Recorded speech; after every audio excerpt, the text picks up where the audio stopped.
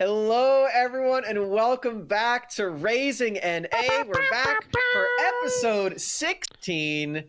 It's me, Smacks. We got Raafaa, we got Cubby, and we got Proving Grounds Spring 2022 coming just around the corner. If you're watching this live, it's literally tomorrow, and we got a lot to talk about. We just had the finals of the Unified Proving Grounds qualifier, the second one. And it was an Orgless finals. We got a killer casting duo. Captain Flowers and Avali just killed it. And we are here to talk about that. But yeah, first, Cubby, how are you doing? How are your tacos? Great. I apologize for eating during the show in advance. But finals was a blast. I think it's pretty crazy. I know I teased Flowers and Avali on Chronicler stream last night, and I also teased it some of the no team guys. What it means for some of these players, I think is really hard to grasp. Immediately it's oh my god, Captain Flowers, Avali, Pog, they were so excited. So I had a blast being a part of it. It definitely was silly. I was hoping it was sillier, frankly, but yeah, it was a lot of fun. And if anyone caught that to me, tonight, oddly enough, really just reinvigorated me with all esports. Just the fact that two teams, Orgless, no support, everything like that, they are still able to make it and compete at the highest level. That is what this shit is all about. When you are behind a computer, there's no 6'8" person on the basketball field. We are all on an even playing field. It is your head against someone else. And that to me was super freaking cool about tonight. So I had a blast. I hope if anyone caught the broadcast, you would have blast as well. And we're really excited to talk about what happened because no teams, team fighting. It reigns supreme, man. They overcame some crazy shit tonight. Dude, I know. Before we get into that, Raafaa, how are you? Got to check in on everyone. I feel like we got Beefa. All right, hold on. You ready for this? Arrow is an LCS, but Arrow always talks about B modes. Arrow also he was a happy B player. That was his IGN last year. Player. He also always tweets about shit. Literally.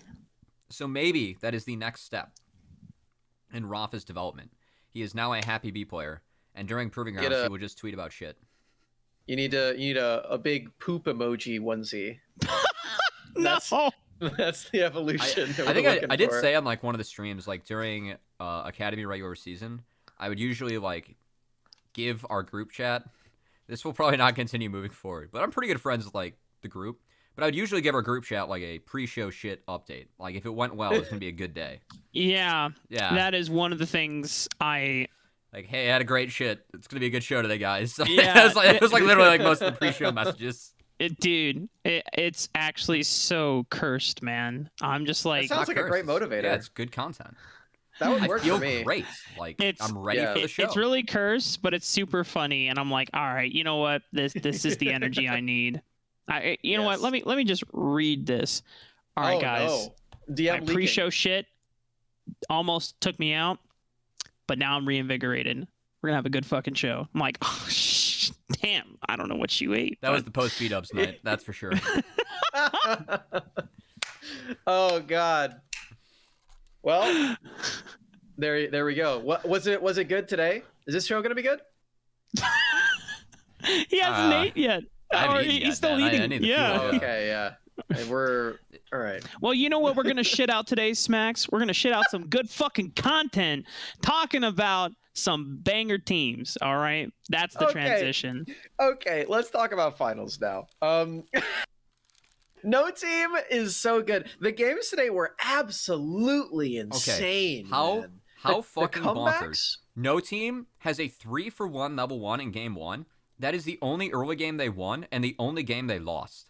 Let's just put that into perspective real quick about what actually we just witnessed in the finals. There was 4 comebacks out of 4 games. It literally was 4 comebacks. I was sitting there thinking how can you possibly quantify that? Are both teams just late game gods and they just they let their hubris get to them from early game? I don't understand how you could possibly have that 4 out of 4 games. But oh man, that was so incredible.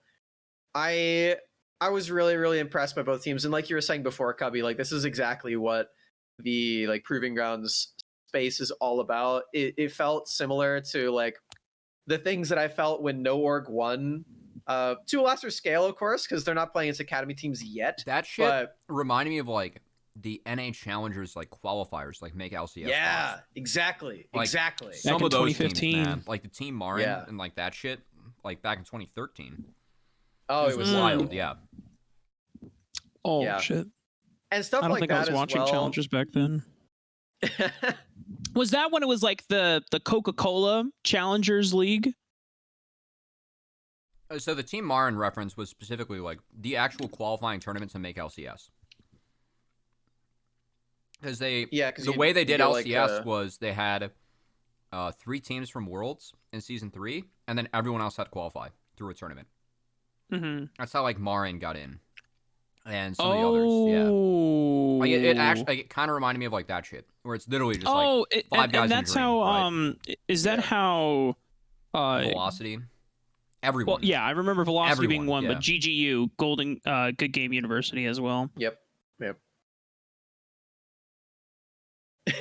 Yeah, it was just an incredible game to watch, and I think for no team winning that as well, like we've obviously been hyping up Griffin this whole time, because like whenever we have like a young superstar in the league, like 15 years old, literally the youngest you could possibly be, like that's the center of attention. But I really do think that like all 5 of those guys and Taco Gaming, to their credit as well, like it was just all 10 players were really like on another level today. I was really proud of all their performances. If I had to like pick one person to like really gush over, have to be Dragoon. Dragoon was so impressive today. I think that was probably the best series I've ever seen him play. I was really, really impressed just the whole time. I loved that. Shout out to Dragoon. I thought that was the best series I've seen from boys. So that would be Blaze that would too. be my highlight. But yeah, because Scooped and Yeah. Flux like actually had some tough bot lanes. Rovex That's really had a good series today. It was in Yeah. lane. I think a couple times out of lane he got caught, but in lane they solo killed him 3 out of the 4 games, and that's something that no team's like gonna have to be a little bit worried about like moving forward. So we'll see. But that means that like that team oftentimes played through Scooped. They relied on their solo laners to step up, and make a big difference. I think that was actually a huge sign for no team today. It was so cool. Yeah. I'm really impressed. They're peaking at the right time. Like going into academy, that's exactly the form you want to be in. Everyone just fully diving in, and they won the whole thing. And they're not quite first seed because 100 Thieves Next had that on lock, but second seed is where they end up moving into PG. They get to avoid the play-in, and yeah, really, really excited for no team. And as always, much love to Elton Mock XT. Dude, how does XT continue managing some of the best teams and some of the best players in amateur? Dude's got an eye for talent, man. Actually crazy. I'm gonna break the fourth Hire wall here for a Elton little XT bit. Mock, please. Hire him. Dragoon in chat is asking for you to get up and do a twirl, Raafaa. Sorry for audio listeners. You're probably gonna miss this, That's for the post show. That's for the post show. You got to stick around, no, buddy. No. Dragoon What? just won. He's the king. You got to do it for him right now. He just won. Okay. Again, sorry, audio only, but Dragoon, I mean, he earned it, man.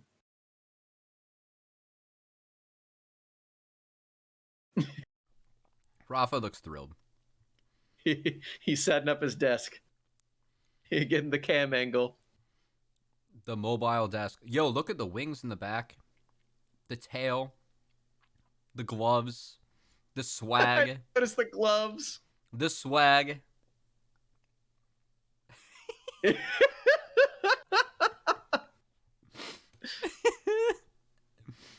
Oh, man. Yes. This is why Raafaa's the GOAT. Or the B, but Congrats on the win, Dragoon. Some good animal. Yes. As long as that makes the group chat, we're good to go. Thanks, Raafaa. Mark, you're Only for Keyshawn. Only for yeah. Keyshawn. Mark, you're wonderful. Guacamole. Yeah. So I mean, I think some of the big takeaways too. I mean, I think that like no team, oddly enough, as shit as some of those early games were, can still take like a lot away from that. Like, I think they legitimately had good team fight setups. Like for some of the Dragons, which I know they do really well, and then they're a really decisive team, which I'm also a big fan of. And I think who is their matchup then as the 2 seed? It would be. Let me pull it up. That I think is. they play a play-in team. No. They do, yeah. They're either against 100 Thieves Academy or Wildcard Gaming. That is their match. Okay. Okay. I mean, we'll talk about that later. But yeah, I mean, regardless, Yeah, I had a ton of fun with that final. It was. I knew it was gonna be fun, like no matter what. Just like even there's no orgs, right? But, yeah. Shout out to the players. They just fucking threw down. Like no fucks were given, and that was like exactly what I was hoping for going into the day. I had a lot of fun. Who was the Unified Grand Prix finals? No org and the org that shall not be named. Fide, yeah. Oh, I named it. Sorry, my bad. Whoops. SF. Okay. It's all right. Rule 1 of the podcast is just don't talk about big. So we didn't break it. Yep. Yeah. Yeah, we're good. Okay. But yeah, that was the finals. This what I'm trying to remember what the second one was. Because it would have been wild card Dig Dig. won. That, Or Dig no, was Dig also didn't Academy. win. Right, Dig didn't win. it was Dig versus Dig win. Yeah. Dig It was did win. Dig and TSM. Dig and TSM. Was No. it TSM? I think it was. No, that I was think the it last. Guardians. That was the last series that I casted, so that wasn't the finals. I think it was Golden Guardians. I think Dig Golden versus Guardians PG. won. Dig lost to Golden Guardians. I don't think that's true. All right. Well, I thought it was Dig. I I'm thought gonna Lorlo Yeah, had I'm the post-victory pretty- speech. I'm pretty sure it was Dig. we're gonna look. Because yeah, I remember now because they hadn't lost any series going into Proving Grounds. Like they 2-0'd 100 Thieves, they 2-0'd the other team that they played against, and then they swept through Unified, and then they got into PG, and they were like really on a roll. All right. I'm gonna look around for this, but yeah. Okay. Anyway, gonna be a fun matchup for no team. The rest of the teams here that we have on the amateur side of things are also really exciting. Like even outside of our top 6, like some of the play-in teams are gonna be really cool. I think 3-2 Maryville. That was it. Yeah. Yeah, I got confused because they played the winners finals, Dig Right. TSM, and then yeah. Yep. GG went on to wipe. Yeah. Sorry. Keep going. But oh no, it's okay. But yeah, the play-in teams have some really cool stuff going on as well for the amateur side of things. Like I think Maryville TSM is going to be competitive, more or less depending on whether or not Kiaduo is playing. We'll see about that. But yeah, even the teams that I don't think anyone's really like expecting to win, and they're definitely like underdog. I think like Toasty Alex on Wildcard Aces is really good. So yeah, there's some really cool stuff going on for amateur going into this.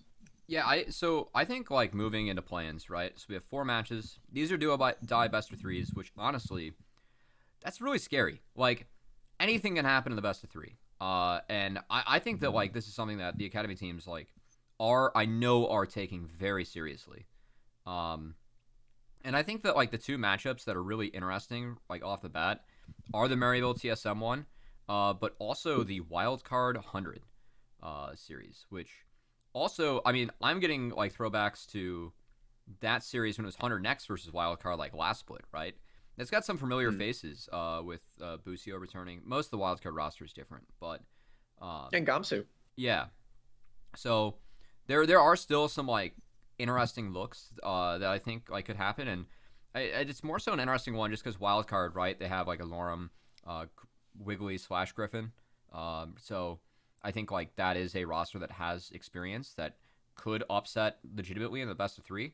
And 100A have been struggling, so I think that it's worth noting that going into that best of 3, and it's a good opportunity for 100A to step up to the table and kind of be that team that we know they can be when it comes to their potential. When you put it like that, that matchup's also going to be pretty cool. Yeah, I think those are the two that are like really exciting. I think Aces will get stomped. Yeah. Sorry. Probably. But Probably. Toasty Alex is 16, and First Split Proving Grounds. Jeremy is 17. I think First Split and Proving Grounds, and both those pieces are like interesting young players that are showing like signs of talent. Yeah. Me and Smacks got the first look at Toasty Alex back in Play Versus last summer. That's been. He was in Cloud9 Training Grounds too. Mm-hmm. Yeah, and like for the Saints, like I think that the MU Saints, like I think Get Back is actually pretty good. But I don't think it's gonna be enough. I think they actually have a really hard matchup. Who are they against? MU Saints. Let me see. They're against EG Academy. Oh, yeah. Interesting. So EG is also a team that like has had some struggles, but yeah, I am a big fan of Cowrie. And I think that Cowrie is going to, like, I think Cowrie and Surdy, like, whatever. This is interesting for me because if I'm coming into, like, a do or die best of 3 as a coach, and I've, like, been on a team that has been struggling, like, my entire messaging, like, around my team is, like, guys, it's been a tough season. Like, whatever is, like, going on in the team, put that shit to the side. We have a do or die best of 3. You guys are good players. Like, come together. Let's do what like we've been working on, and let's like go fucking win 2 games, right? And I think that like both of these academy teams, they have the talent that we feel like they could be top 5 teams like come summer, right? I just have not been able to put things together yet. So I think it could be a good opportunity for EG and 100 to build up a lot of confidence moving into the next stage. And that, like if I was a coach of either of these teams, that is kind of how I'd view it or like set my team up for it. And I want to see if like those teams can step up to the plate because when they do step up to the plate, they look good. It's just lately that's not been the case. Well, Cubby, you know where that stems from. Usually when teams are stressed and not working well together, it's a lack of happiness within the team environment. Well, thankfully for Evil Geniuses, a player, I don't know how many of the other players, but a player from Evil Geniuses Academy did go to the happiest place on earth over the weekend in Disneyland. And they said, you know what? We're going to Disneyland. We're resetting mental, baby, and we're coming back to Proving Grounds. We're going to ace this play-in stage. And if the Disneyland buff doesn't work, I don't know what will save this team, man. That's all I'm going to say. I thought this was going to be a reference to Surdy being happy that players he doesn't like aren't in Champions Queue. I mean, that's cool, too. You know, that that's that cool. can That's also cool be a happy place. When you're playing a Champions queue and you don't have to queue with certain players, that is also my happy place. Surdy's got to name him. I feel like that if he really wants to embrace honestly. being on Name EG, drop him. you got to live evil, and you got to start spitting out some names. And I think it starts with a few teammates. No, I'm kidding. Just like start like calling out like your teammates. That's a good time. I will say, we are trying to put together a little fun trash talk thing we're doing with some of the teams, and we have some good sound bites. So hopefully that's able to get out to the people. We can have some fun. Good. I'm looking forward to that. Yeah, this week of games is going to be great. I didn't even think about the Maryville 100 Thieves matchups. That I'm definitely looking forward to that one now. On top of TSM Maryville, so no 100 plays wild card. Wild card 100 Yeah, Thieves. 100 plays wild card. Yeah. You know, it's a 50-50. There's 2 wildcard teams. There's 2 Maryville teams. So yeah, well, so let's go down the board. So do we Maryville- just want to talk about play-ins? Or Yes, do we yeah. Okay, I think so. Okay. Yeah, That's talking this about week. play. You said go down the board, and like I'm looking at this whole bracket, like Yeah, let's just talk oh. about 10 matchups. No. So down the board of play-ins. So Maryville Saints versus Evil Geniuses Academy. Memes aside, I expect that pound for pound, like every player on Evil Geniuses Academy should individually be better than the counterparts. I think save the one lane in recent performance, I think Maryville Saints can play through Get Back because Soligo has not been performing up to where my expectations would have been. Get Back's really important for how that team functions too. Like Yeah. it's all about prio and invading with jungle, and a lot of that comes from how they draft with mid. Yeah, And EG should probably ban Rise TF every game. And with how passive Tomio has been for most of the season, I think in some of the recent weeks he's been a little bit more on the proactive side. I think that if you snowball, get back, and then get him and Kind to take Tomio out of the game, then you completely stranglehold Cowrie's income of resources and support from the rest of the map, and then Cowrie is on an island. It's like, well, I can't really do much, especially depending on what kind of meta we're going to be seeing from marksman players for Proving Grounds. Yeah. That's going to be really interesting because the patches, like, there's so many AD changes. Yeah, so we are going to be on 12.5B, which I think is actually, like, kind of insane because every marksman was changed.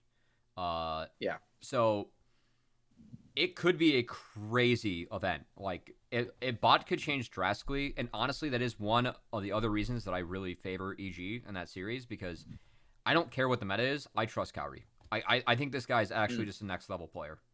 And, like, no matter what form EG's in, I would be really surprised if they dropped, just because I think Cowrie is that good.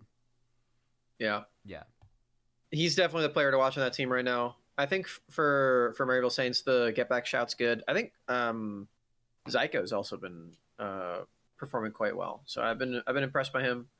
Really, for Maryville Saints, it's just like all about early game, and like I do trust them to be skilled at that stage of the game. So if they can translate that into a win, that's awesome. I hope that's what they've been working on, because that's not been true up until this point. So I think the weird part with EG is, like, they've had some early games they win and then throw in mid games, but there've also just been some early games where it's just like everything's on fire from like first clear. And like part of that's they're a team that's like not afraid to throw down, but I think sometimes like the trigger pull or go button sometimes gets caught off. So yeah. Anyway, interesting matchup. Which one do you guys want to do next? Let's just keep going down this line here. 100 Thieves Academy versus Wildcard Gaming. Ooh. So we did talk about this a bit already. And to go in depth a bit more on the bot lane side of this matchup, fully expecting that 100 Thieves just like wipe the floor with this in the 2v2. Wixie and Breezy or not Breezy, sorry. Wixie Busio. Used to last year. Wixie Busio have been doing really well from what I've seen.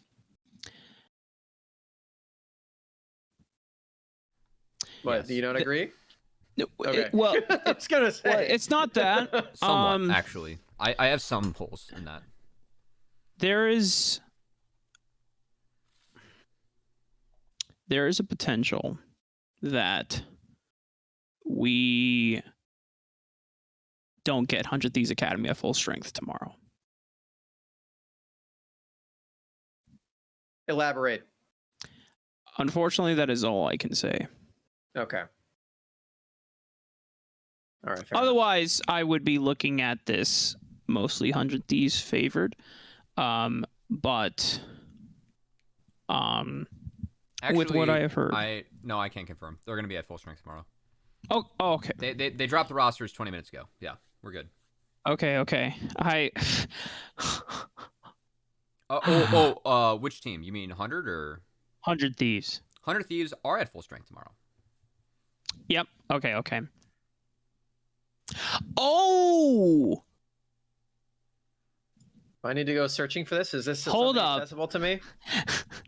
Is it BM if I'm now slightly more favored to wildcard after seeing the the roster change?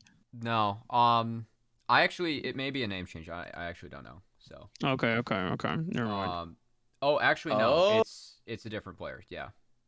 Yeah, that's a different player entirely. Okay, so wildcard is gonna be rocking a sub tomorrow. Interesting. That's, from what I know, not a sub. That's just the player that they're. Anyway. No, it says it's. Anyway, you'll figure it out tomorrow. Yeah. Okay. Okay. Memes aside, I The if as someone who did not watch every single game from the open qualifiers. Oh, I got good news for you on that. Wildcard did not compete in OQ2, so you're good.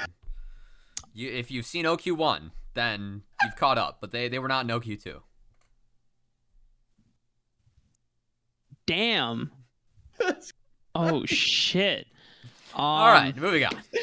Okay, well, good luck, Wildcard. FlyQuest Academy, Wildcard Aces. At a moment. You know, I'm looking at this one. I'm happy for Jeremy. I'm happy for Toasty Alex. They're gonna get some playing time against some Academy players. That's that's cool. I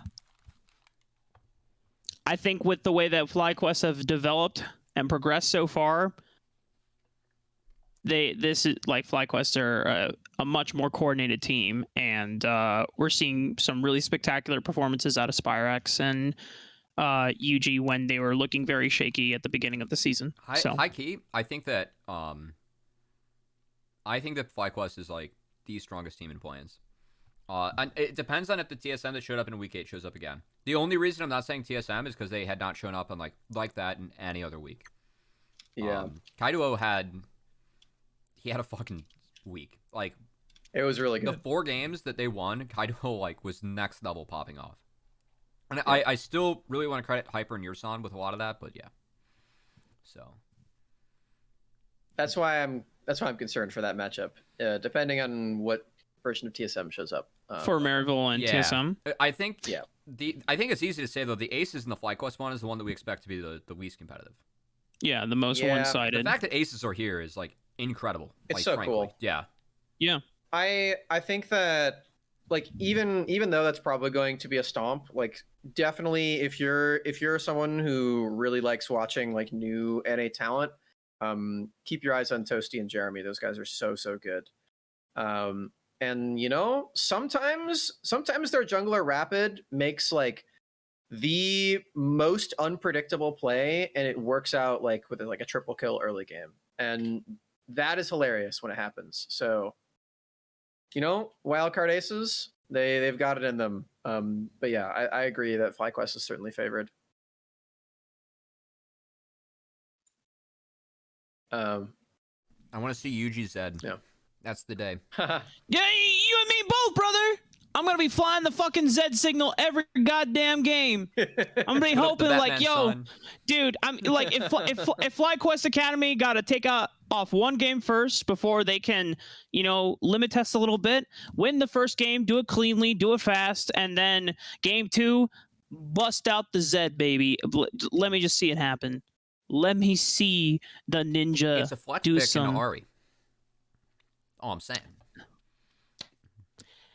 And Spyrex, has Spyrex played Zed before? I feel like he probably has. Knowing like him.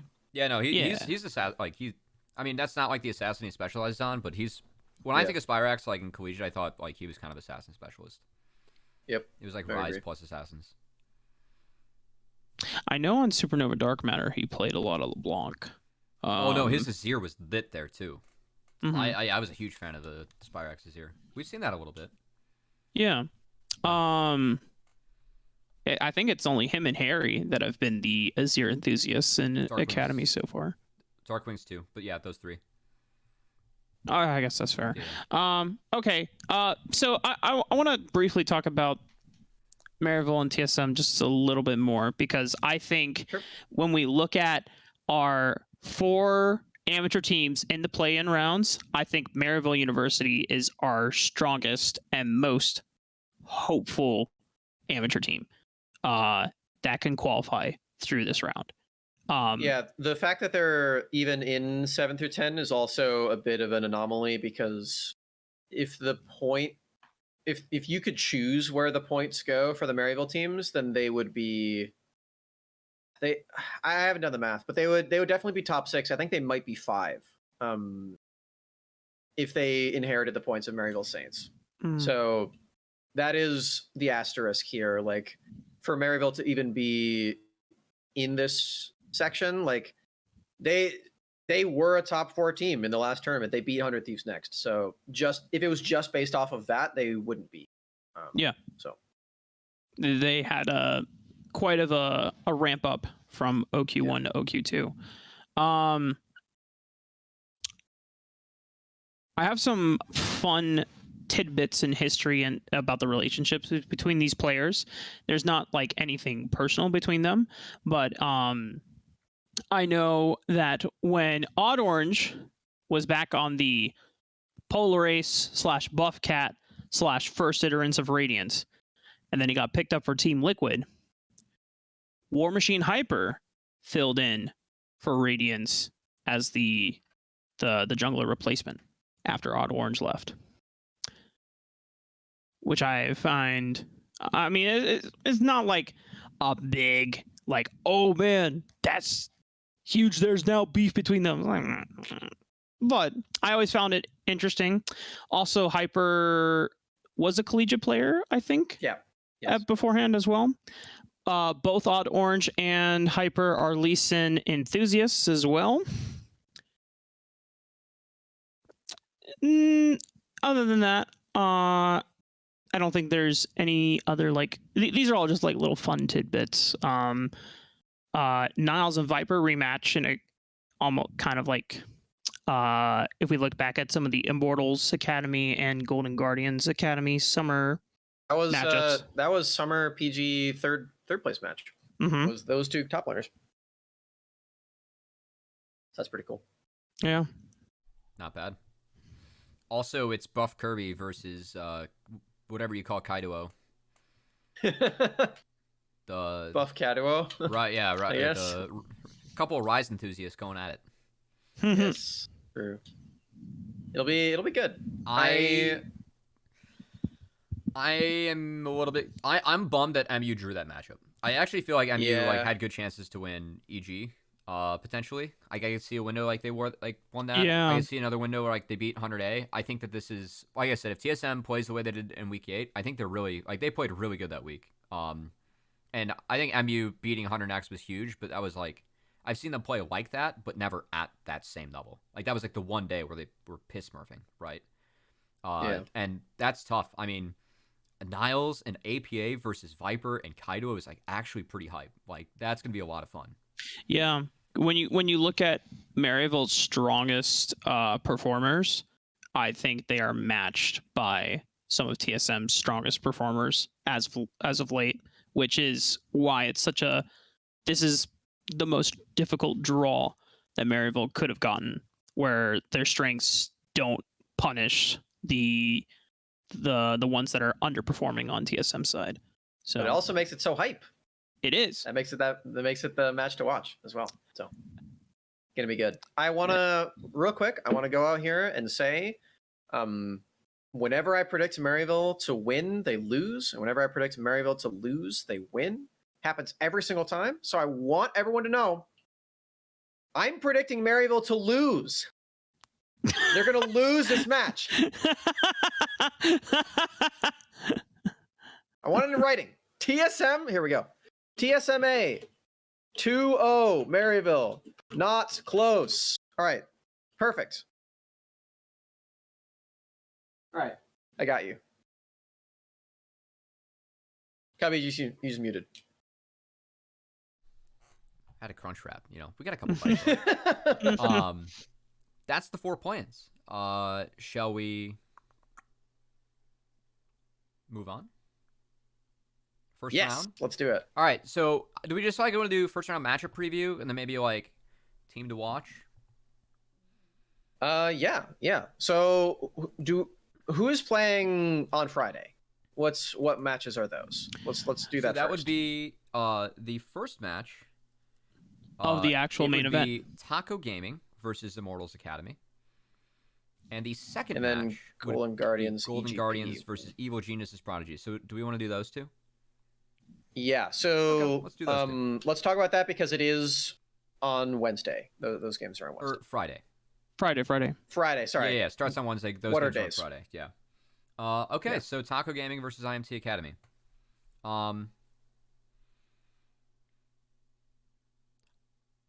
I think this is a tough draw for Taco. I think IMT are going to be a really difficult team to deal with for a lot of the amateur squads, because I think the IMT, like, they have shown that they can play a lot of different comps and archetypes. Like, Pretty is definitely someone that I think this year has shown, well, like, not as outstanding play that I've seen on, like, maybe like his Oriana or like specific champs we saw last year. I think he has shown a lot more flexibility and stability, which is really valuable going into an event like this. You know what I'm hyped to... Sorry, continue. What? I think you're going to say Concept versus Cozy. Oh, no. I am actually curious to see if either team is going to respect Lucian ban and first pick Lucian or early pick Lucian.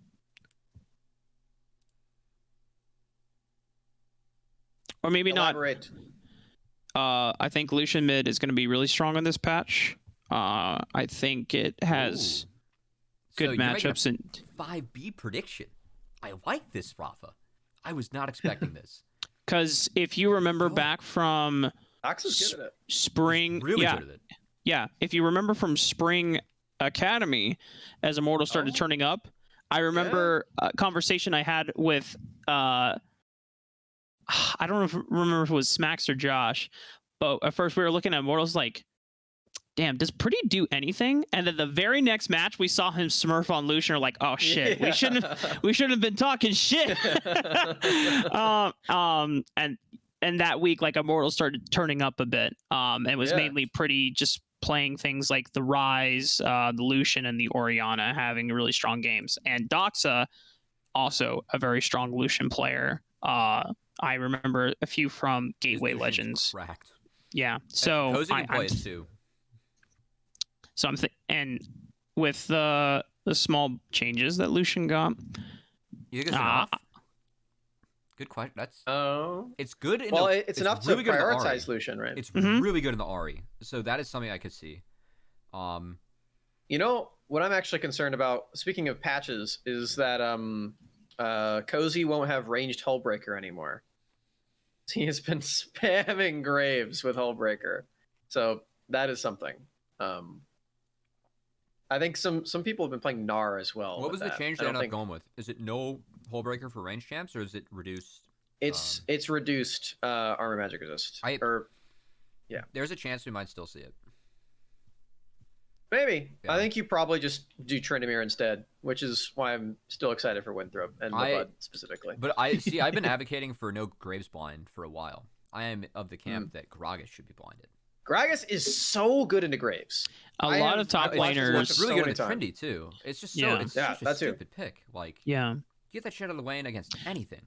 I feel like a lot of top laners are not wanting to drop ego and pick Gragas instead of the Graves. They're like, fun. But the Graves blind. I mean, it's a good blind pick. It's like, bro, I don't know. Like, and with Gragas, you get to solve any you get to solve engage or disengage issues or lack if you have any in your team.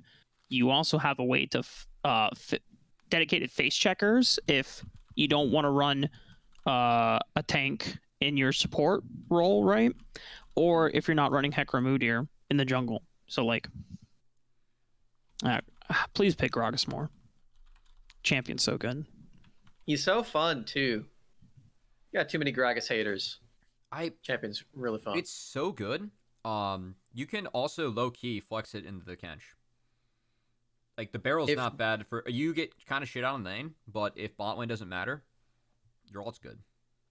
If Gragas looked like Lux, he would be everyone's favorite champion. I'm telling you that right now. Just be like he would be the one that has like 20 skins. If we weren't in Hecarim meta, or like power farming wasn't an issue and being outscaled wasn't a concern,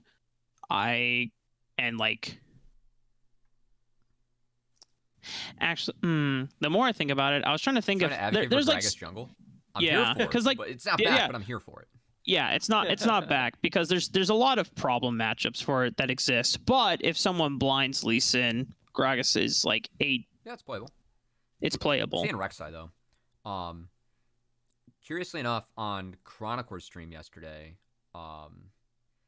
I was advocating for more Lilia, because I think that like into Udi or Hakarim, Lilia. like that was the meta before. Yeah. I think that the AD solos aren't as good, and that's what I'm wondering because the Lucian pick then would get interesting to me if you do similar Yeah. things that you could on like Lucian Lilia. If you ban Ryze, someone picks Ahri, like you could realistically run a comp like that. Lilia into Ahri is like, I guess that wouldn't be that great because like you can get picked, but like that's like something that was meta when like the same junglers were, you know. No, Down for you're that. absolutely right. And if we had Matty Moo in this tournament, he would have been spamming it 100%. Yeah. Isn't he on a sub roster? Isn't he there? You can sub in. He's a sub for. Is I it? don't actually remember. Maybe he's in the chat. Maybe he can tell us. Not sure. I just know he plays Collegiate for Slew. Yeah. But, yeah. I mean, think it actually is Taco Gaming. I think he's a sub for Taco. Now that you mentioned Slew. oh, yeah. I think he's a sub for Trickster. I mean, yeah. Lily also, her farm speed is pretty nuts, and when she's a solo AP, she's really nuts. You don't have necessarily primary engage, but you have strong follow-up engage. Yeah, I mean, if Malice can get away with playing Karthus, then you can play Lilia. You know? If Malice can Or get like away with AP playing here. Evelyn, then you can play Lilia. Yeah, I think it's the more correct option. Both of those. Yeah, I mean, you can't get away with playing Karthus. It's banned every game. Yeah. Karthus, the value in it is that you can globally impact the map. Evelyn, you can't. So, but yeah. Anyway, let's put a pin on the Immortals and Taco Gaming. I think I'm down to say it's a 2-1. I'm going to favor Immortals Academy. I think I'm 2-0 Immortals. I think that them specifically are a tough out. Yep. I think it's 2-0. I think Taco will make a good run in lower bracket, but Interesting. Okay. I mean, depending on who they play, but Yeah. I think you could feasibly see Taco in the top half, contesting for top half. I think, yeah, you could like, I think getting top 8 would be really big for them, and there's a world where they could do that. Okay. Interesting. I think Doc's had an insane tournament. I hope he keeps up his form. Yes. Yeah. Yes. Dox is so good. Okay, up next. Unfortunately, I think this matchup's going to be a little bit one-sided. I hate to introduce this, but it is Golden Guardians Academy versus Evil Geniuses Prodigies. I would be surprised, like, if EGP took a game, given the last time that we saw them. How much growth they've made in the last week or so, we'll see. But something I'm excited about for this matchup is I think the Faisal has been a really good top lane prospect. Yeah. And I think that Tony Top's been playing tanks, and I think that Faisal might have the space to flex, how good he is at executing some of these laning phases. And GP, you can't blind Ornn against him. He will GP and smash the game. So that could be interesting for me. That's something I am looking forward to. 2-0. Oh, sorry. I think my mic is too far away. Yeah. I think it's I think it's 2-0 for Golden Guardians. Definitely a really tough match there for EG. I have been, ever since Violet joined the team, I've been really watching with a critical eye to see like how well he's performing. And while I think it's a step down from how well Stixay was doing right off the bat, I think he's good. It'd be really hard to top what Stixay was doing, which I was very surprised by, for what it's worth. Well done for 6A, but yeah, I think Violet's still good. The reason I bring it up is because I also think Sketch is quite good. Recently, he's been sort of exposed as having a smaller champion pool than most, and when he was banned out, it really hurt his game. On a new patch, Hold on, that could be good, but for Sketch though. Then he started picking Varus, and guess what? That's Varus true. is slept on right now. No one's playing He got good. buffed. It's good. And some of the other champions that Sketch I know loves to play are getting some love as well. If the on-hit and build more comes play back, as well. it's the Nashers build, baby. I'm here for Yeah. it. Yeah. But yeah, I could see Sketch and doing really well in this series, with the new like AD shakeup and everything. Okay. But yeah, other than that, I think it's pretty grim for EG. I mean, I think some of the bright points is I do think the Faisal. I think that all the LCS orgs, like of all the roles, I think they really got top lane right. Like I think every LCS affiliate, like their top laner, like I'm pretty excited about, right? I agree. Everyone's gonna talk about Sniper, but I think the Faisal and Anime Girl have actually been some pretty nice pickups too. Even Porsche. Yeah. Porsche is much improved. So yeah.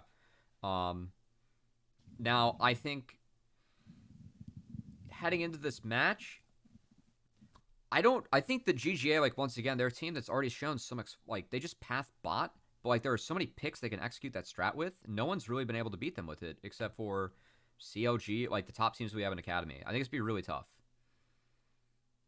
I think a good part of that is because, in my opinion, Chime is one of the best players in the whole league. And Chime has been playing very well. Yeah. Chime is so fucking good. And if you path to bot and get ahead bot, and then Chime gets to go do his thing, then it's really hard to win. Chime gets to control the map. I will say, I will stand by. I truly believe that Ryoma was the best performing support this split. And I think that he's been really slept on just because he's played in LCS before.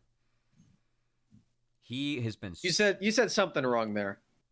No, Ryoma's the best. He's been the best performing mid this split in Academy. Okay. You said support. You did say support. I wasn't sure which thing you messed up. So we didn't know if you were talking about Rhino or Ryoma since you said support. Yeah. He has been the best mid that I have seen in Academy. Best performing is what I meant to say, not supporting. Gotcha. Best performing mid. I truly believe that. I think this guy's been really, really, really good. He's getting slept on, I feel like, because he's played in LCS before. This guy's playing really good league. So I'm really excited to see him this tournament. I think that he's going to be a really tough out with Golden Guardians, with like how in form he is, how solid some of the GGA game plans have worked. They've shown some flexibility with Tony. His Camille's been great, finding the flanks. They played Camille Rise as well as they play like an Ornn comp bot. I think they're going to be a really, really scary team, actually. Yeah, I think the biggest thing that I've just want to wrap up Golden Guardians is Tony Top from before was mainly a split pusher and like a really unique champion pool solo queue kind of minded player. Kennen was like his weak side pick originally. Mm-hmm. Yeah. So, but the fact now that he is able to play tanks well and navigate team fights well is nice development, and just overall good to round him out, because I think that was something that lacked a lot for Golden Guardians Academy when they first formed this roster and they got Tony Top to come in as their top laner. It's like, unless you're playing for Tony Top, he hasn't shown good tank play yet, but now he wasn't great at blind picks at the start of the year. There's a big criticism. Mm-hmm. Yeah, exactly. And he's been fantastic on the Ornn Gragas. Yeah, his best blind pick was Gwen at the beginning of the year. And that was everyone's best blind pick. I think it's 15-2. Damn. Yeah. I know his Ornn Gragas are combined 9-1. So he's playing really, really good. Yeah. Yeah. Impressive stats. Oh, yeah, that's been a big step up for Tony Top this year. Yeah, really big improvement for them. I want to take this opportunity to dive into the rest of the tournament, and specifically the top 4 Academy teams. Because I think, including Golden Guardians, who we just touched on a lot, the top 4 Academy teams being them, Cloud9, Team Liquid, and CLG, it feels like right now that is going to be the top 4 of this tournament. And I think it's really hard to break into that with how well all 4 of those teams have been looking, especially recently, and especially Cloud9, actually. I think for me, they're my favorites to win the whole thing alongside Team Liquid. I think that's my final matchup, which is really funny because that's been true for all 3 Proving Grounds for me. Just Cloud9 Academy, Team Liquid Academy. That's the finals. That's what I project every time. That was the summer Academy finals between those two. And spring. Both of them. Well, Spring? okay, that No. wasn't the finals. Sorry. I thought you were saying that was the projected one. Sorry. Forget. Oh, Yeah, okay. spring it would have been projected. Yeah, because those were the top 2 seeds. Yeah. Right, because Cloud9 didn't go to that. Yeah. And Mhm. NTL got it was APA. 100 Thieves. Yeah. The barrage happened from overseas. Yeah, I TL want to taken talk down about from I wanted to talk about these top 4 teams and like highlight why they're good and maybe break into like what could possibly happen to make them not top 4. Then let's start with Team Liquid, who would be the next match on the schedule, going up against Winthrop University. I learned something hosting. Good job. So Team Liquid versus Winthrop. I think this will be a one-sided matchup. I actually have Team Liquid as my favorite for the entire tournament. I was between them and Golden Guardians, honestly. And yeah, I think that their TL is my favorite. I think Ayla reads maps way too well with Hermeo. I think Harry is very good at working with Hermeo to make sure that he has early leads and tempo on bases. And Bradley is every week is inching towards being better at lane. And if that continues, he is team fighting phenomenally for a top laner. Like, he's playing these team fights very, very well in every champ he picks up. Shout out to his Gangplank, which he didn't play before this split. It is gnarly. Like, that's been a big highlight for me with Bradley. I'm hoping that continues. I kind of have faith that it does, but I think they have a dynamite bot lane. They can win lane. They can roam. Harry just gets leads. He can take over maps on LeBlanc, Rise. And yeah, that's my case for Team Liquid. His team is also just insanely flexible. Like, even with Bradley, who has like somewhat of a limited champion pool, he's pushing the boundaries of it. And you look at the rest of how Team Liquid is willing to play. I mean, Armeo was one of the first junglers that broke away from the trifecta of Lee Sin, J4, Zinzao, once Malice came into Academy. Yeah. His Jarvan was lit though. I think it's like, yeah, it's been really good. Yeah. And I think Armeo is also going to be pushing the envelope of what other junglers we can see. They're not going to be like hard carry junglers, but I think there's a few jungle picks that are like that match up to the facilitator side, or like powerful mid-game spike junglers. I'm looking at Nocturne. I think Nocturne is going to be pushed a lot more going into this tournament. I know. Yeah, and if you look at just Team Liquid's past, that team was a big Nocturne team back in. When was Nocturne mid/top a big thing? Was that early summer 2021, or was that spring 2020? Okay. Yeah. Triples Nocturne was so. When did remember Rel that. come out? Yeah. Whenever Rel came out, I didn't think it was a thing in spring.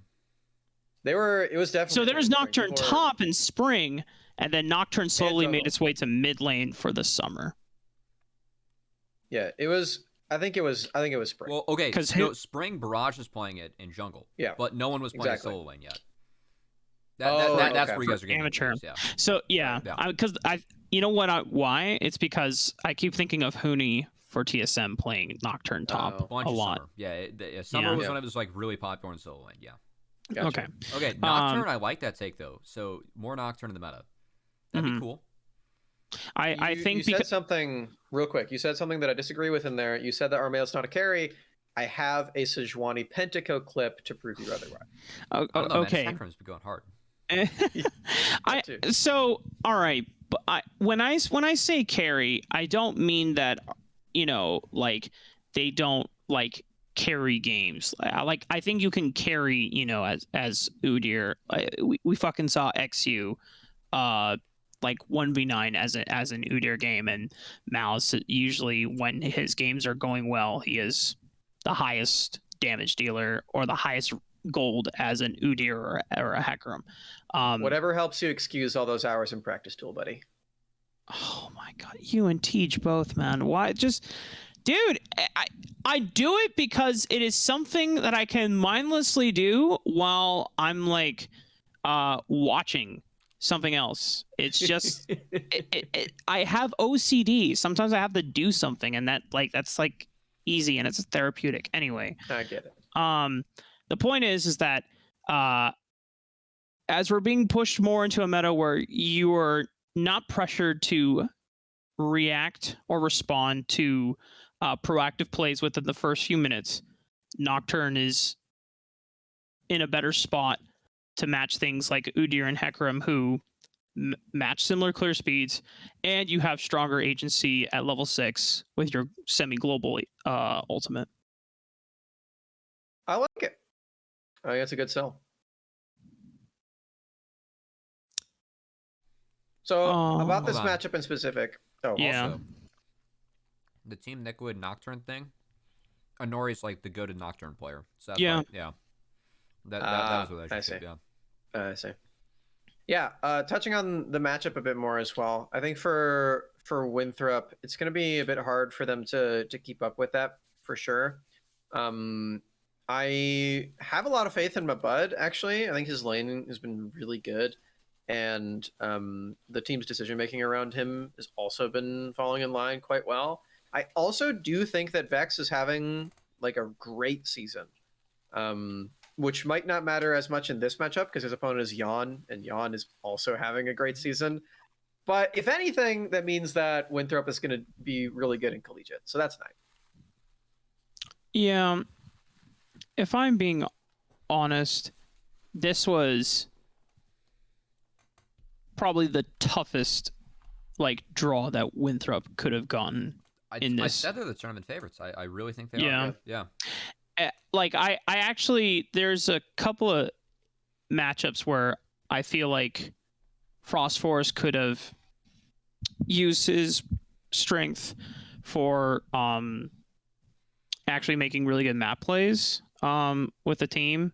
You can't do that against Team Liquid. Team Liquid are going to be the most coordinated team going into this tournament, and they have such strong plans. They're really good at resetting first and then making a play out of it. Like way better at that than like a lot of other teams. Yeah. So, not even my Utah Engage bias can help Frostforce. I still want Winthrop to try their hearts out, and maybe they'll learn a thing or two on playing against them. So, yeah. They surprised us in the first OQ. Yeah. Mm-hmm. So, hoping that happens as well. Moving on, next matchups. Dignitas Academy and Immortals AOE. Hold on, that's that is the can day. we? Yep. Can we do the top 4 each in a row for Academy? Oh, okay. And then we can get to the other ones. Okay. So I wanna make sure that we're keeping them all clumped together. Okay. So let's go to CLG also, then? Yeah, for CLG, the reason is that they don't have a matchup yet, and neither do Cloud9. So, okay. So for CLG, this team has been really interesting to me because I assumed that going into this, they would have a very similar thing going on to Golden Guardians of last year, where they've got Prisma on one side of the map, they've got a carry top on the other, and Rosethorn is kind of just bouncing between the two, trying to decide who to carry through. No, that's not been the case. They picked right away, and it was Dokla. It's still Dokla, and that's really cool.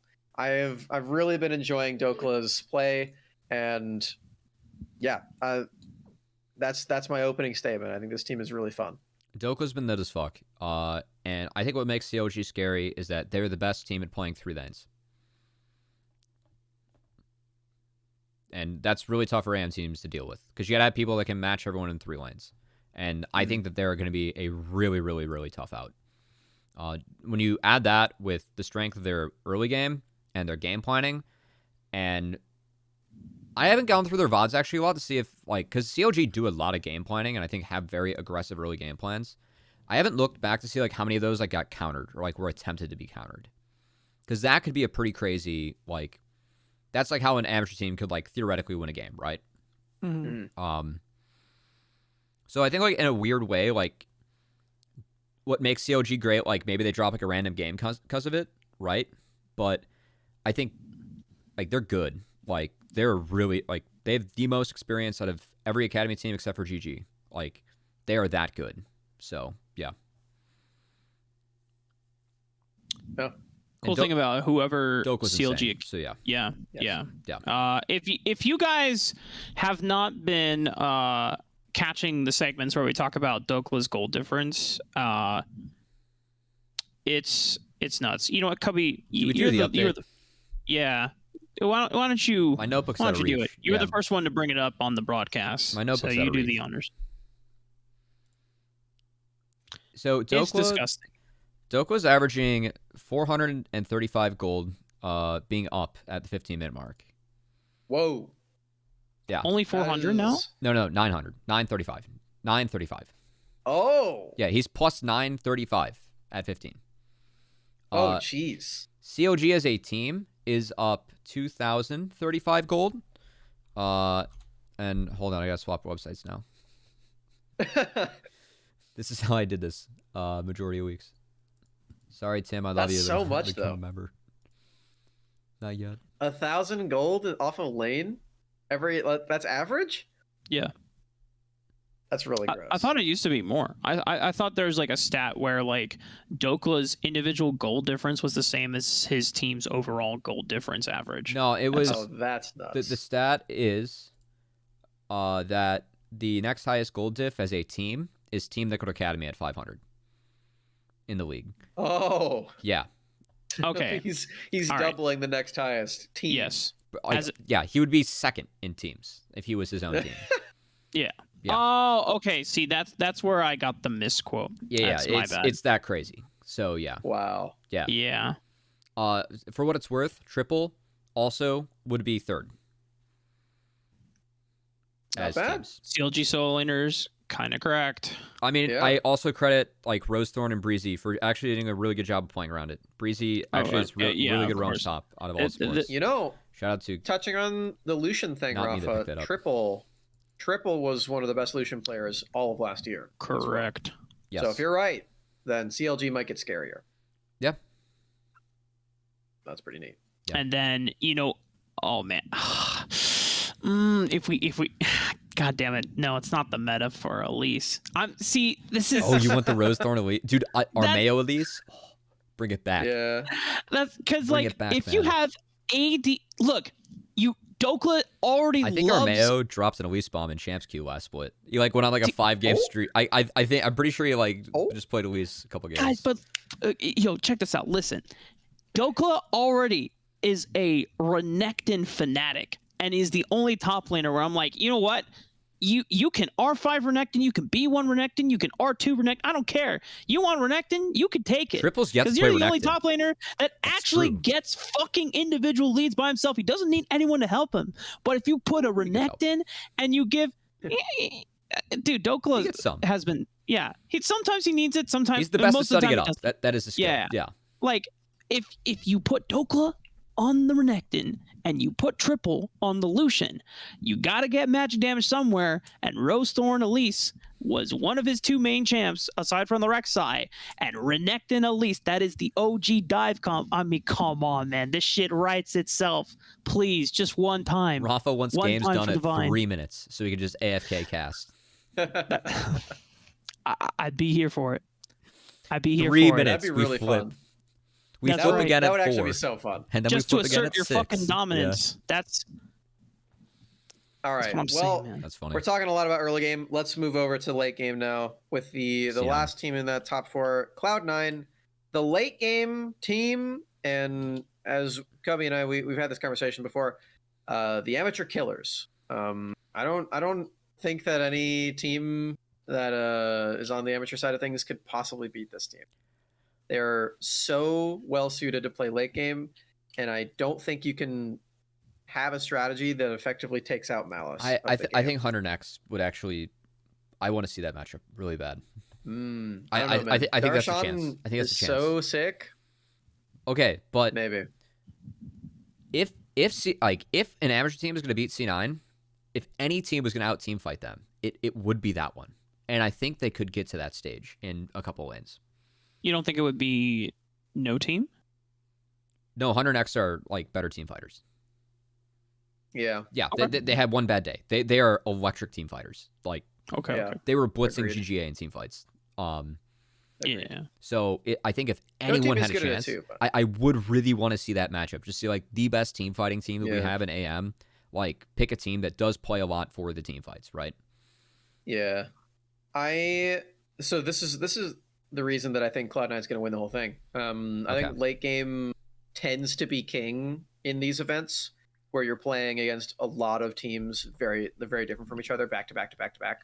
I think just having a really solid late game usually has been enough to ensure that you as a team are suited to play against a lot of different styles. We saw that with mainly FlyQuest in spring, Barrage Resolve both times.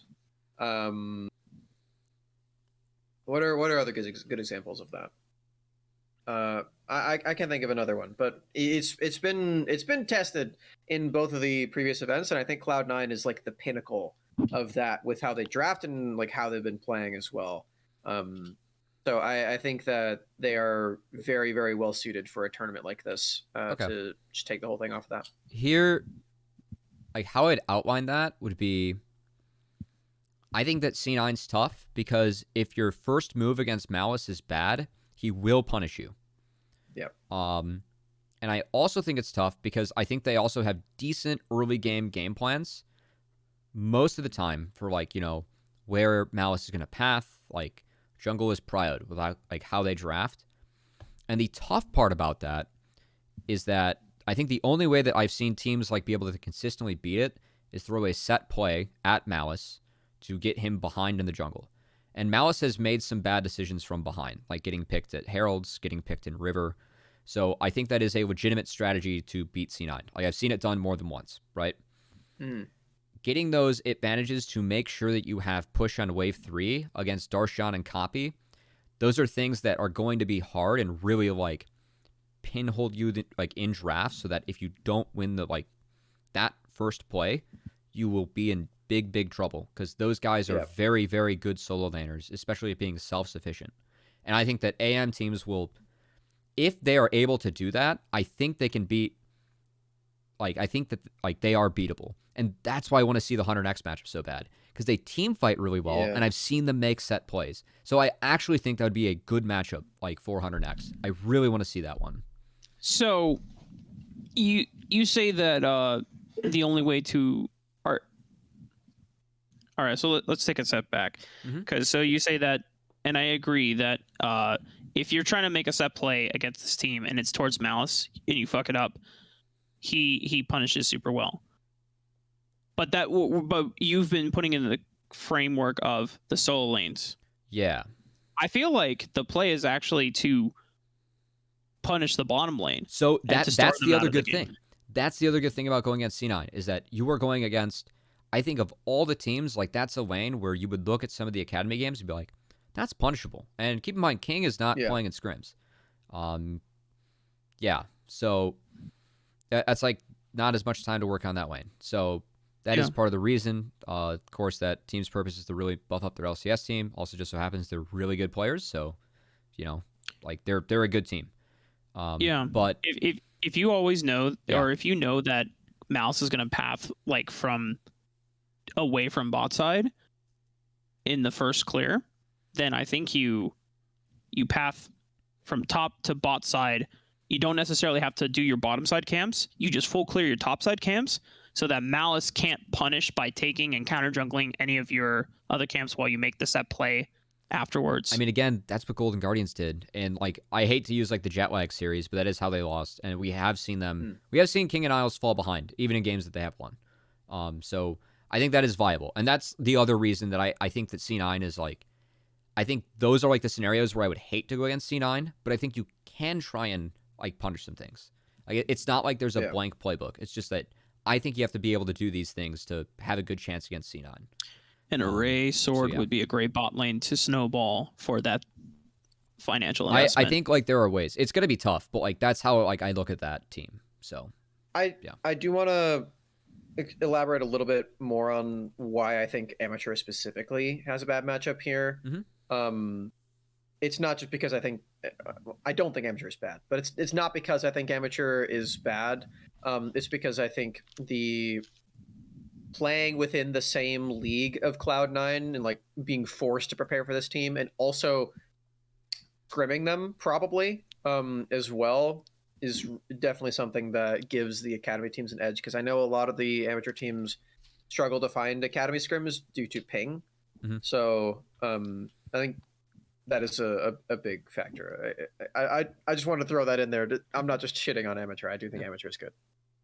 Oh, I guess we are we playing on tournament It's realm? Chicago, unless both teams agree to not. To LA. okay. So like all the ACAD teams, if it's an ACAD matchup, it's on LA. If it's AM versus ACAD, it is on Chicago. Probably Chicago. Yeah. Okay, how many amateur players are in Toronto right now? That's the real question. How many are Canadians? Because they get buffed. Quite a few. Hella buffs. No, I mean they don't really get buffed. They just ACAD gets nerfed. But I mean it's not that big of a deal. True. Unless it's like they'll be about the same as they are right like now. 45, 40, which isn't great, but yeah. We'll see how that comes into play. But anyway, that's top four academy. We can get into other individual matchups now. Well, thank you for humoring me. Yeah. Well, I think the last matchup we had for the main event Immortals before AoE. Dig. Yeah, AoE and Dig. Yeah, that's Is that really the last one we haven't talked about? Yeah. Yep. Everything else. Wow. Very thorough of us. Nice. I think the Dig is a more refined version of No Team in like a weird way. It's like when XU plays like funnel jungles, except I just like how like they both fight together. Like I think the Dig are really good at fighting together, and like they remind me of No Team, like the Nautilus Prio and fighting like that shit. Yeah, I guess that is true. They're like one or two pieces. Like I just like watch them. JJ And, and Plux. Yeah, it's like both Nautilus enthusiasts. We're gonna pick Nautilus and like just pick targets really well, like in a weird way. And Scoop's been like, I mean, he's affiliate, is probably not Jinx, but yeah, Scoop's been like he's the big carry.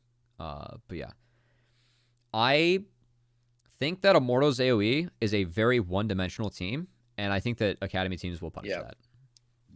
So it's really interesting because they're one-dimensional in it's good, slightly different flavor for this tournament than they were in the last one, but it's still the same thing. It's still just get Meech ahead and then do Meech things. And oddly enough, when XU's playing Jarvan, this is like Dig Academy is like their big brother. Yeah, like legit, like they're like are when like XU's like on gankers, like a more refined version of like this. So yeah. That's like it's like a funny like meta read almost, but I actually really want to watch, and it's good because I'm going to Anime Girl versus Eclipse. I think that matchup is going to be really cool because I didn't know what to think about either of them going into the split, and they've both been pleasant surprises for me. I think both of them have really done a lot for each of their teams. So I'm really excited for that matchup. Yeah, both. I mean, Anime Girl has quickly proven themselves as one of the most mechanically sound top laners out of. I don't even know what their last team was, right? There wasn't one. Just is this Anime Girl's first team ever? Like no collegiate, no other amateur. Wow.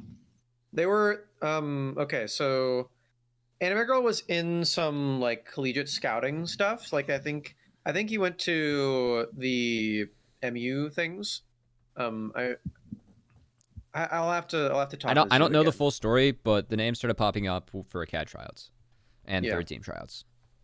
But interesting. But no previous team experience for Anime Girl, no. Okay. Yeah.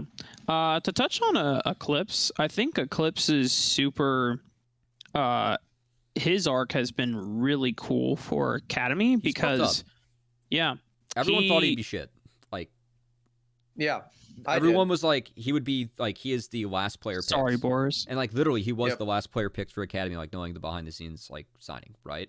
Oh, asterisk. Apparently, Anime Girl did play a bit on Wildcard Dev before. That's my bad. So that was like the one but previous no, tournament. yeah, no proving ground stuff. I Anyway. guess is the Yeah, I mean, because when he was picked up from TSM Amateur as being his last team before then, I was like, That was the finger I point, like, haha, Dig, what are you doing, right? yeah. yeah, And he 'cause I shut was him like, up. Yeah. No, he's surprised me with he's won both sides of Gwen and Renekton matchups in a few lanes. He clapped a Camille game this week. Yeah, Like, yeah. 1v9 His Camille was He's filthy. really good. Even his Riven game where he like the laning state was super weird, he still made up for it in team fights later on. The Boris set, it slaps till it doesn't, but it's had some nice moments. Yeah. Yeah. I also am, and I'm glad that Eclipse is one of the few players that has played Gragas this split so far as well. Yes, he had a really good Gragas game early in the split. Like, I have a very specific clip that features Spawn, but Eclipse like wins the play. Yeah. So yeah, big surprises in the top lane. But So- for me, The like Dig thing too, when you were talking about like them, like surpassing expectations too. Like, I know like catching up with XU before this last match of like the week. Like, he specifically noted that. He's like, everyone thought we are gonna be 10th. Like, we're gonna like be 5th, 6th. Like, that's like been huge, but like it didn't mean shit like moving in the proving grounds, right? But he's like, the fact that like we like already like proved people wrong is like gives us confidence, which I thought was like good for Dig, like moving forward. Yeah, that's really They cool. really have. Like, everyone had this team 10th. Like, they have really proven people wrong. I had him 9th. Yeah. Just saying. That was a specific talking point. That's true. You did have. I I remember. really wanted to put them at least 6, and I was just like, I remember the episode where we talked about it, and the first thing we said was like, Raafaa, we have to address the hot take. Why do you have Dig as high as 9th? It was so fucking mean. You did say that. Wow. So yeah, that's how much Dig has shut people up. Like, Yeah. It was awesome. yeah, I'm happy. The for me, one of the big narrative points going into this matchup is the jungle matchup, because this is XU and Winston. This was the Risen Champions Summer Grand Finals between Wildcard and Cloud9 Amateur. That's true. And that went the full fucking distance, all 5 games. And it so close. It was so close. I have another tidbit related to that. Do you remember the very first tournament of last year? Barrage Sola Fide, best of 5. No. The Risen Finals. Before that. No, before the that. lock-in. The lock-in. the lock-in tournament. Yeah. The Cloud9 Amateur and Sola Fide. and Sola Fide. That was the final. There was like an exhibition match put on by Cup.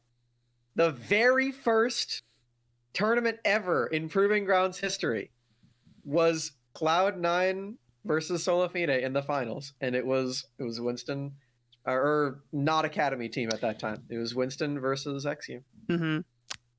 During that tournament, we also got the famous smacks called the shing. Yep, that's true. Tuesday Silas. That was a good moment. Yeah. Yeah. The elusive Smacks play-by-play. It catches up on you. You know, Yeah. so funny story going You need a wild rip to into get it.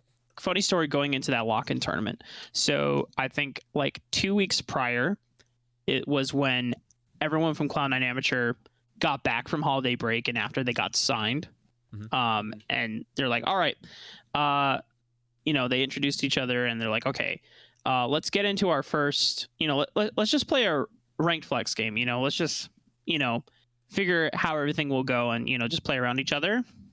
They got matched into a bunch of diamonds. They lost. They got smashed. And when I was talking to XU about it, he was like, his first reactions was just like, dude, I dropped out of school for this. Is this how my team is going to be? We can't even beat diamonds and ranked flags, man. Like, I actually, like, my funniest like moment from that was that first tournament. The game they took off Soul Fide, they just like fucking all picked their one tricks. And I just got the biggest kick out of it because most of these players came from collegiate.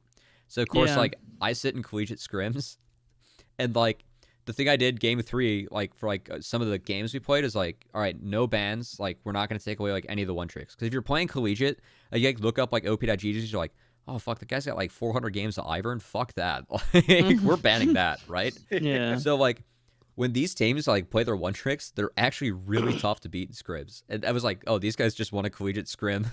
It's like they all got their one tricks. It's like the scrim tech secret. It was like pretty funny actually. What was I know Captain Shrimps was like either Fizz or Pantheon, right? For his one trick. It was Xerath as Yasuo well, top, or Zoe. Yone top, Lee Sin, Draven, Zillion, and then mid was like for Wixie and what, Tempos. fucking Twisted Fate or Rumble or Galio. Oh, it it was must have been the Rumble. Rumble. I think it was the Rumble. Rumble. Yeah, that was like their AP. smashed the game.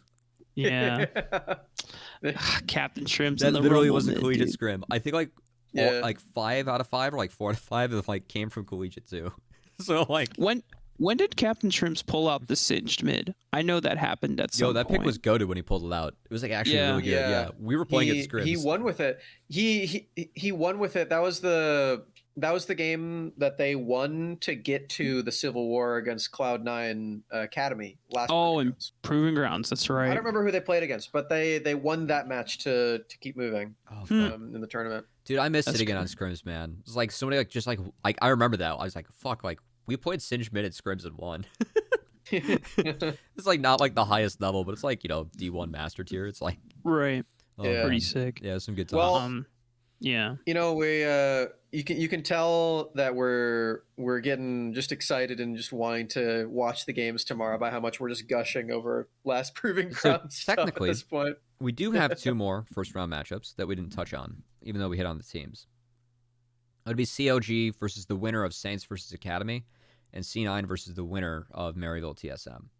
So I was gonna say for CLG. And same for the Hunter Next no team matchups. Right. Yep. So for the CLG one, because we kind of briefly touched on that, and we said that no matter which team they went up against, whether it was Saints or EG Academy, it is really tough to break CLG Academy's way of playing the game. I will say C9 is too. the 3 top laners within that pool, Piecake Lord, Surdy, Dokla, all amateur players during 2021, which is kind of cool. Nice catch.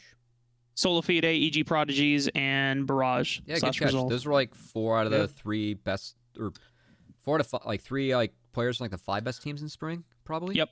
Or, Yep. Yeah. And Summer, actually. Yeah. EGP fell off a Dokla was bit. on. And that Covey, EGP had subs at that the end, yeah. specifically Barrage and Solafide match specifically where The best of 5 in Arisen? and they Is that the Fnatic Hecarim games where he's just like pooping oof? no there's a specific Piecake Lord. I don't remember if he was playing Silas and he stole he stole the Oh, the Malphite Malphite ulti, Malphite. and then he just Oh no. he just sprinted it, and we just looked at it and we're like, Oh, and Covey, you were no. trying to say was like, that's a homie stock right there. Talking about Smash Bros earlier, that is the equivalent. That was a homie You stuck can't- Silas. You can't do that to Piecake Lord. Man. You cannot bring up his silence. Bro. That's just low flow. It's Not just cool. remembering fond Oh memories, my man. god. That was that. I remember that Piecake now. Lord had a Oh huge my glow up after God. that moment. It's okay. It's okay. What a throwback. Not cool.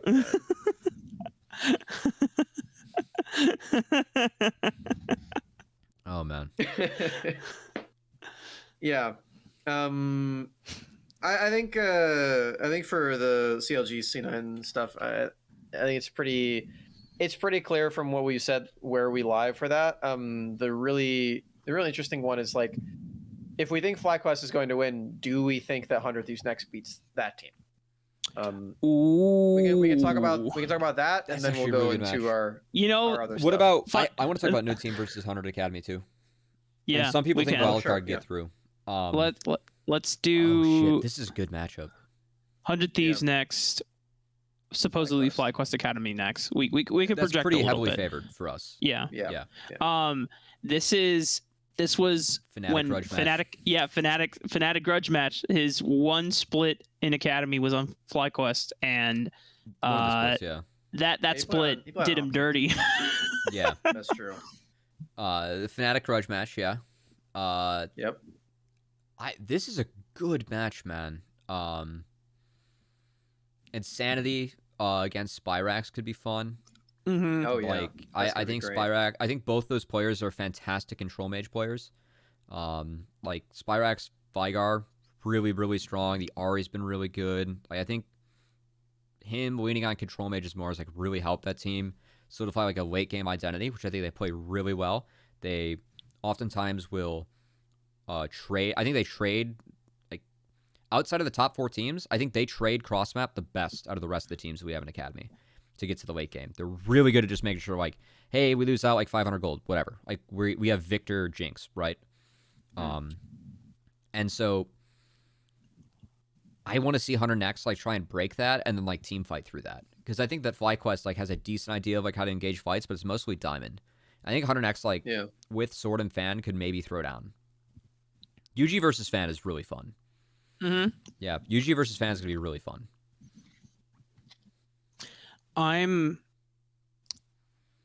I still live in the world where it was Fan, APA, and Array that all got put on this team.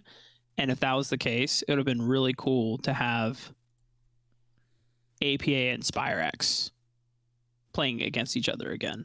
Well, if that was the case, then APA wouldn't have been on Maryville, and it wouldn't have been as cool. Well, it's not for the Maryville. That'd be pretty cool though. Old versus. I mean, that could be a matchup. 100 Thieves, a FlyQuest Academy versus Maryville, former Maryville versus new Maryville.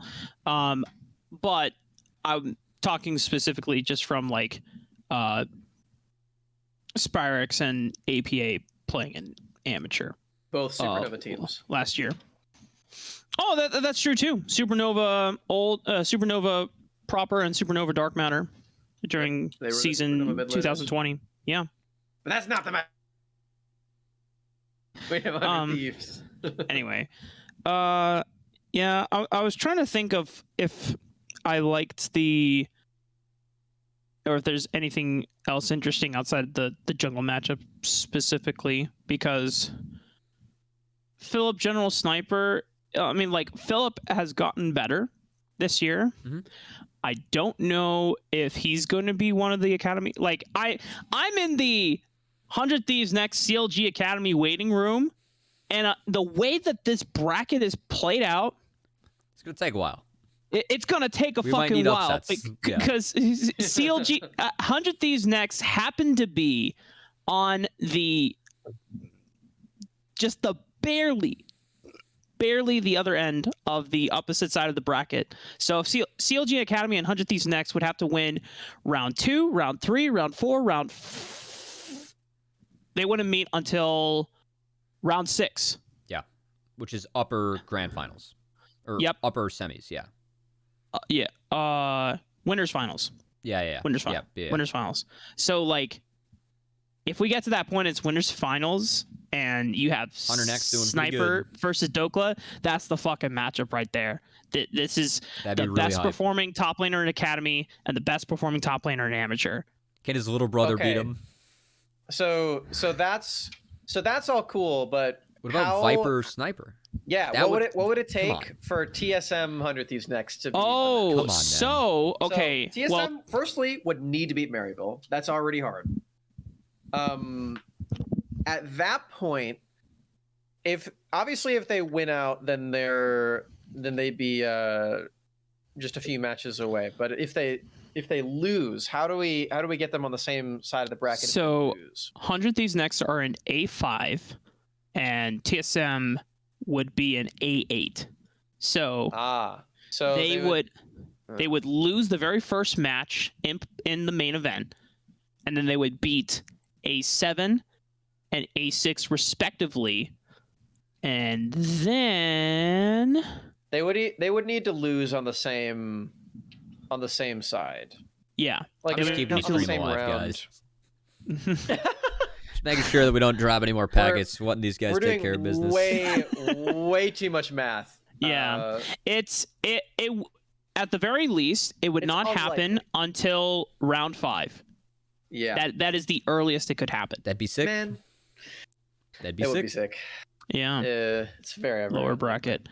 You know what? That just means they can root for each other more freely. You know, there you go. They're farther away from each other. That's that would be moments. That'd be there's a cool lot of moment.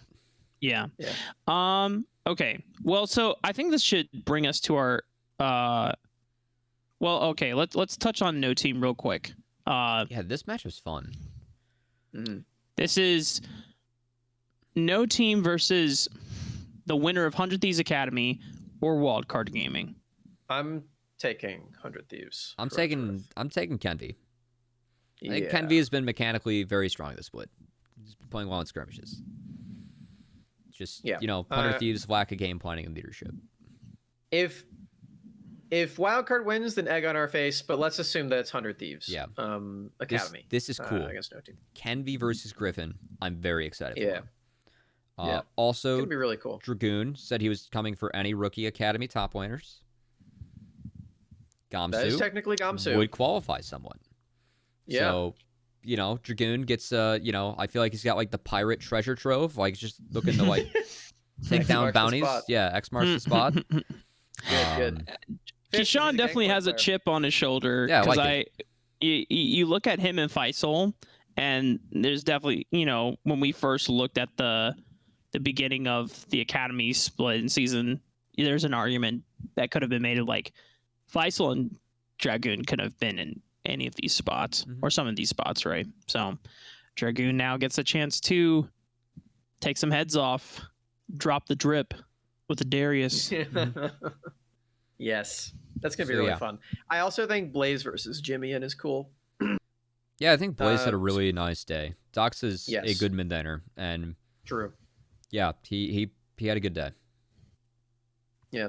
I think specifically because Blaze has been performing super, super well, peaking at the right time, and Jimmy and not quite so much, I would say. Mhm. So that could be a way for an amateur dub to come through. I would say I'd be worried about bot lane a little bit, but the rest of the matchups excite me a lot. Agree.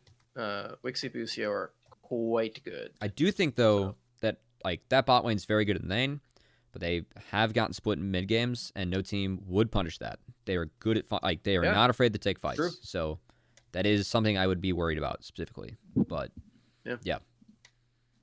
All right, sweet. Well, those are our matchups for round 1 and round 2. From there, I think it's pointless to theorize further on because then you have to start going into like it get really at that point. Hopefully we do another episode. Now, hopefully the that'd fun be cool. segment. The fun segment is hot takes. It's not necessarily a hot. Well, it's kind of a hot take. We don't know this, by the way. Raafaa is surprising us. Yeah. So I have a.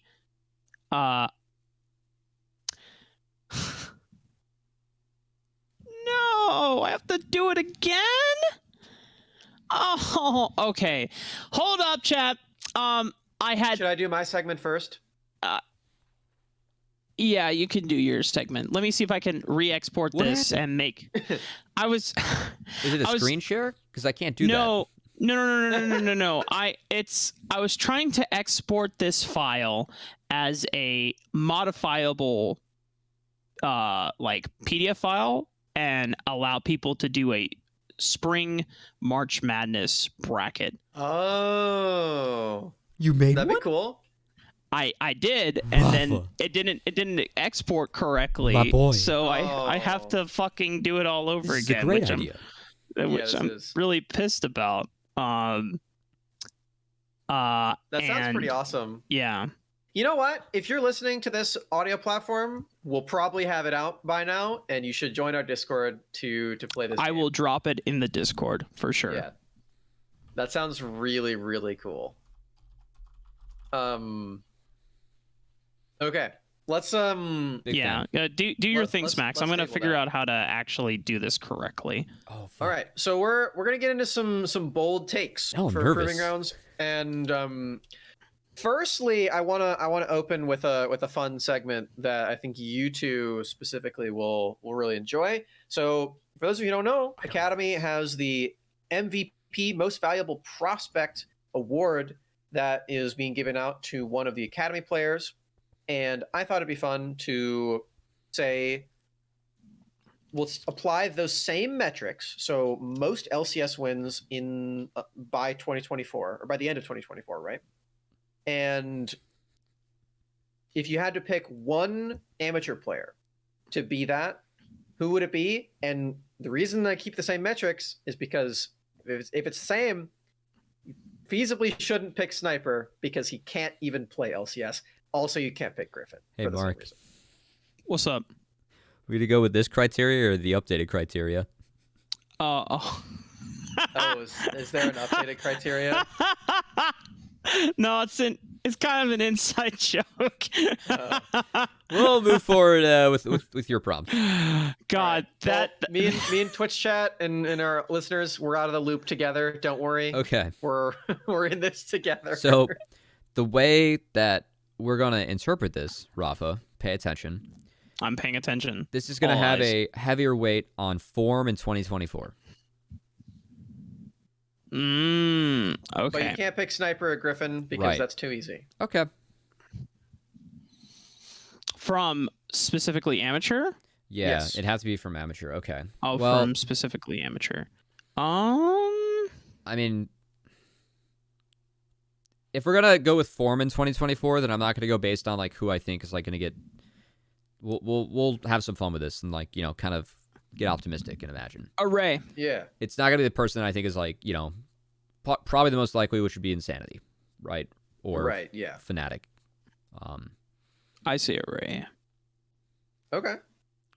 I think like if we want to look at like quote unquote the easiest bets, but also like a really sound bet, I think Array should be the best marksman from amateur, and he was definitely Academy ready. Okay. Yeah. I like that take. Okay.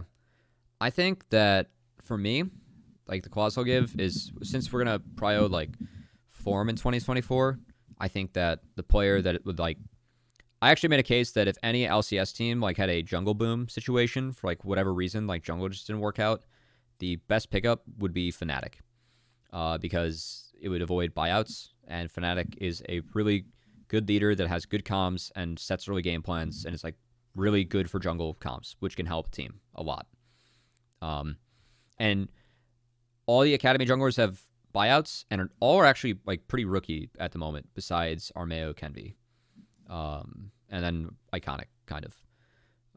So yeah. So because of that,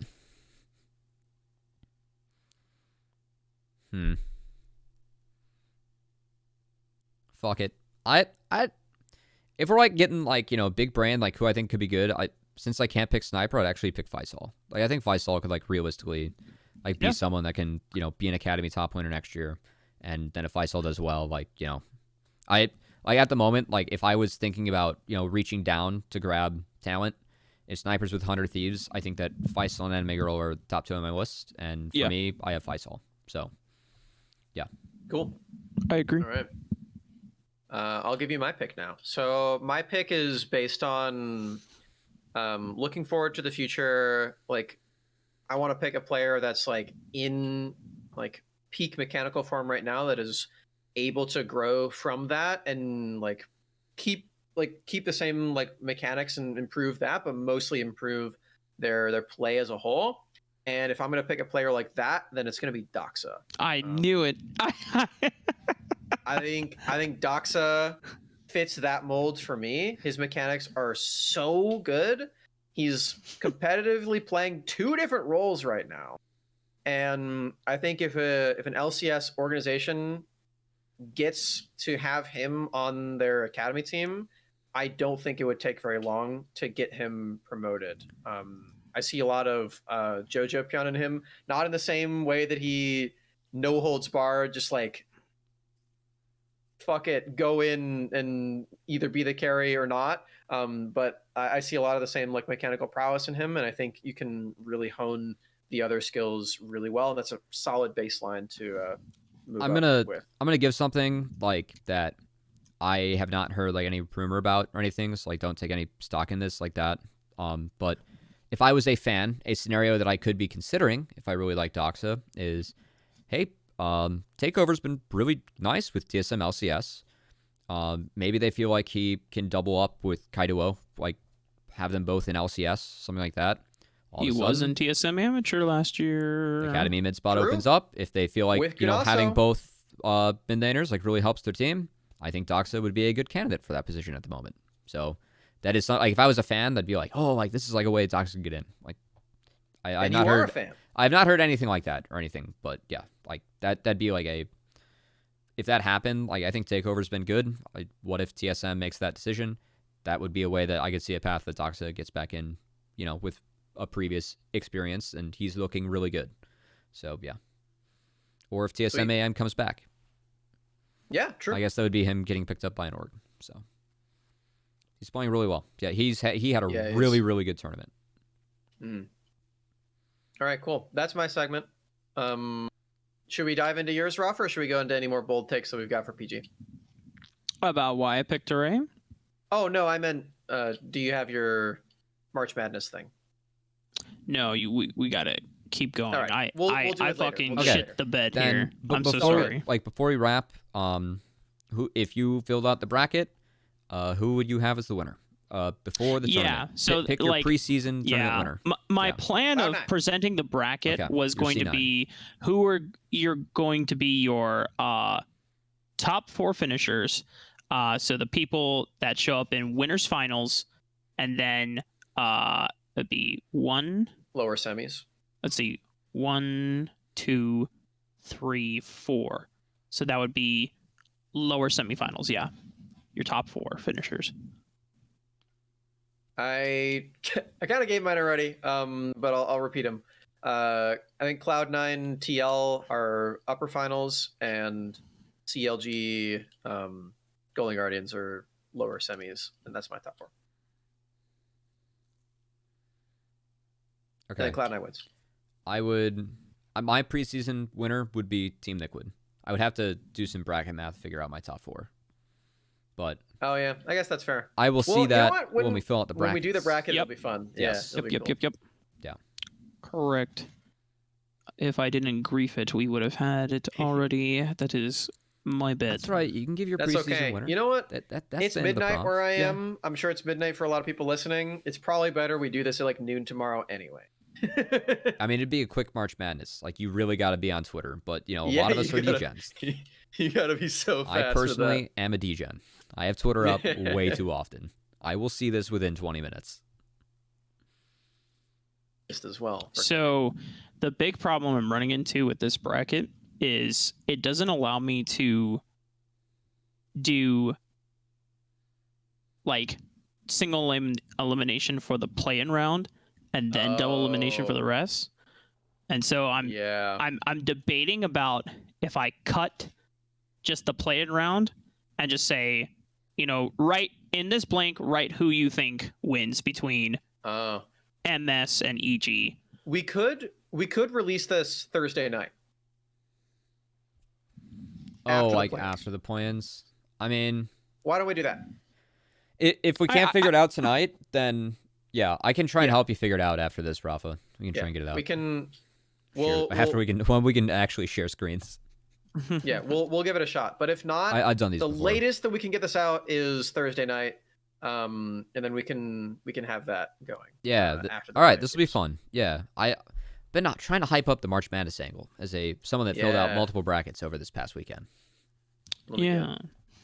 I guess. All right, cool. Yeah, 48 hours. Well, yeah. I think that's good for the episode, though. Yeah. No, this has been a blast. Yeah. Absolutely. I'm so. In case you guys couldn't tell, we're very, very excited for Proving Grounds. Dude, Proving Grounds is the best fucking part. It's the culmination of these 2 seeds. 4 teams are gone in the next 2 days. Like, holy shit. Yeah. the stakes of that are so cool. I Yes. really like the reformat. They've continuously just done such a great job of restructuring everything. The like do or die taking best of feedback. threes are fucking scary. It is. Those are fucking At least scary. it's not best of one. Yeah. Do or Yes, die. no, that's It- true. But yeah, It definitely drives like all 8 teams participating to like be the best they can be Yeah, for like those right are in the fucking beginning, scary. which is awesome. yeah. It's gonna be a great time. I can't wait. And yeah, I hope everyone listening as well is super excited. The games start tomorrow on the Academy channel. You better watch them tomorrow. And yeah, we're definitely going to be, if not on the show. Yeah, it's literally tomorrow. So I'm sure they're announcing whoever's on the show at some point. I don't know, but yeah. Hope everyone has a great night. Any sponsor, not sponsor plug, but socials plug. Yes, follow Path to LCS. That too. Yes. Yeah. Do that. I am At contractually Path to obligated to say LCS. this as my sponsor. At Path to LCS. All right. Sweet. So Well, yeah, this is like like when yeah. teams like shout out their brands, like thanks Monster, Yes. thanks Red Bull. I would just get in a Thanks, lot of Path trouble if I LCS. said that right there. If we were sponsored by any energy drink, ours is Path to LCS Yep. The energy drink of kings. and Mobalytics. Actually, oh yeah. yeah, check that out. Once that Yeah. gets updated. We'll have a list out tomorrow. Yeah, it's gonna get a updated. new- So Mhm. they put us on our website. So Yeah. sponsorship very returned. nice. Yeah, honestly, we didn't ask them to do that, but they advertise our show on there, so that's pretty cool. Yeah. But yeah, thanks so much everyone for tuning in. You can find us on all of our audio platforms: Spotify, Apple Podcast, YouTube, Twitch, Anchor, and Google.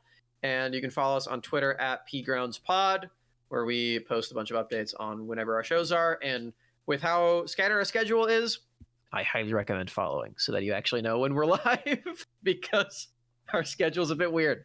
But yeah, thanks so much for everyone tuning in. Please, please, please support Amateur, support Academy, watch all the games, and who knows? You might just be watching the next LCS superstar. So yeah, thanks so much for tuning in. We'll see you all in the Twitch chat tomorrow. Good night.